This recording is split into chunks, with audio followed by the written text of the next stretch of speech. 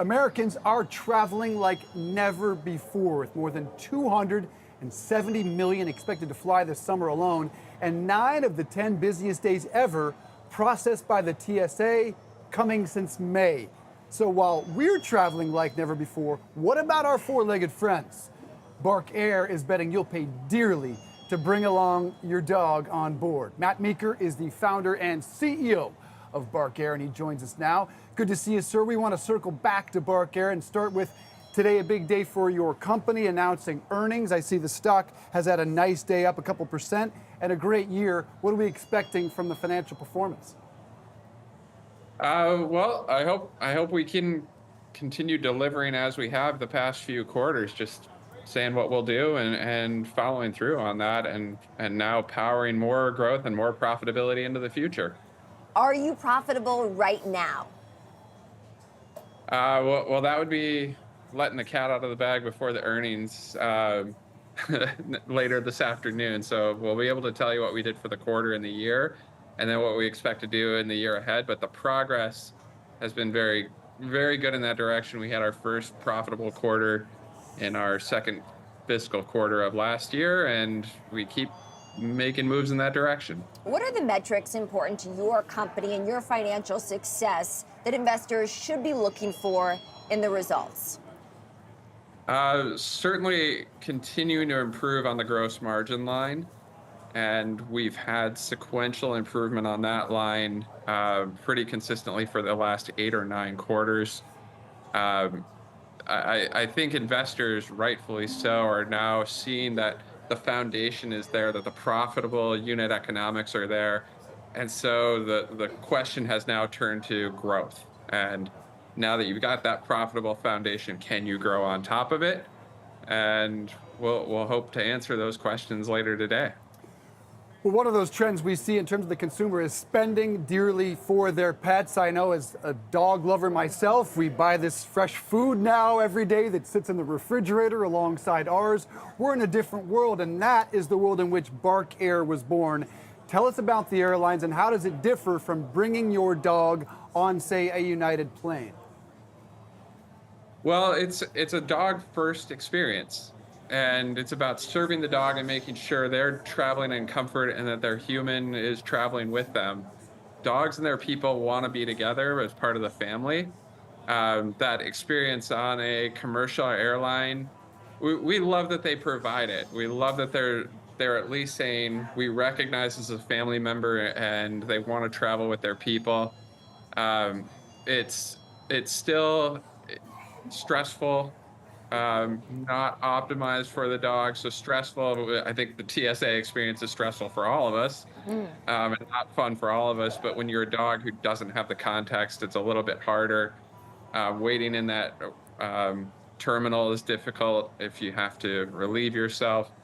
And then the onboard experience of being put into a duffel bag and under a seat and being there for a few hours is difficult. So Bark Air is different in that you breeze through that security experience. You're right on board. You're with your people all the time. You're out in the open with them.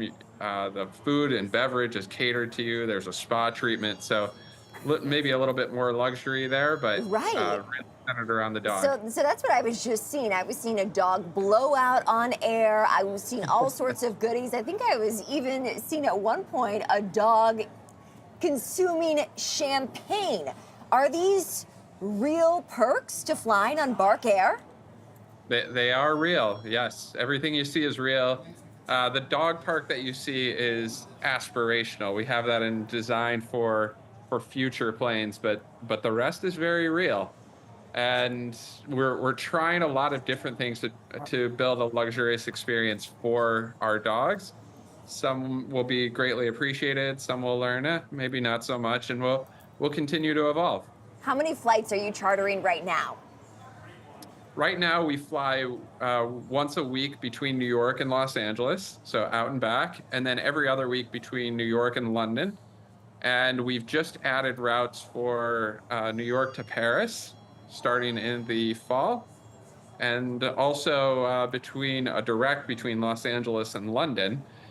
And I think, well, based on the demand, in the first week, we had over 15,000 requests for new destinations and new routes. So based on that, we're working with the various airports around the world and our charter partners to expand our availability. You've gotten a ton of buzz on social media. What are the costs? How much does it cost to fly with me and my dog? How many people are on board? And do you see that demand continuing beyond that first week? Yeah, right now those domestic flights are $6,000 one way, and the international are 8,000 one way for you and your dog. So that's a package deal.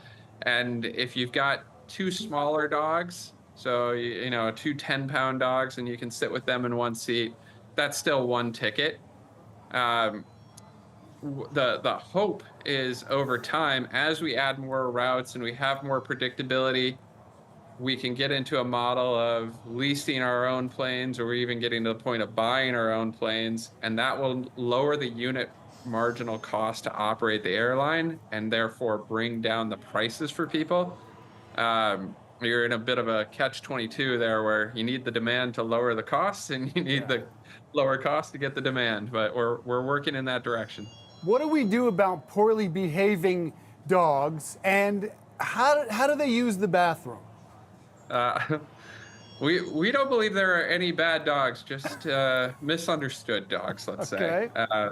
So we work up front to understand each dog and their person and that dog's personality. So if they'd rather be left alone, not interact with other dogs or people, then we put them in a certain seat that gives them that privacy they want. And if they want to be more social, we put them in a different part of the plane.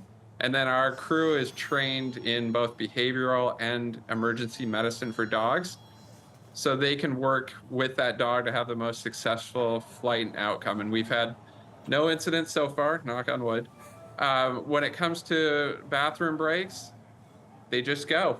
And then we clean it up, and we clean the planes between every turn. But as our charter flight attendants have said, they've seen far more disgusting things from our human passengers than these dogs.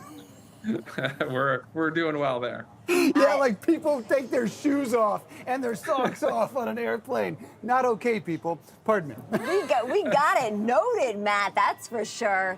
Your company is publicly traded, more than $200 million market cap, and I do see some recent leadership changes at the company. How is that going to help you steer the company into future growth?